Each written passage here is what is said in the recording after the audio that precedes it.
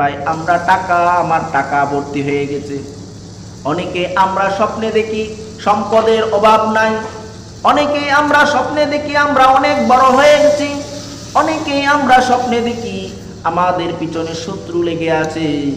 অনেকে আমরা স্বপ্নে দেখি আমরা ইমানদার হয়ে গেছি।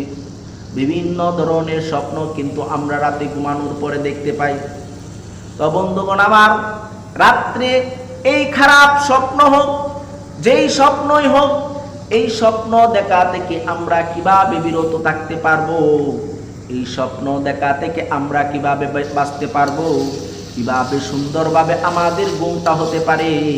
সেই জন্য মহান আল্লাহ রাব্বুল আলামিন কিন্তু আমাদেরকে একটা রাস্তা দেখিয়ে দিয়েছেন।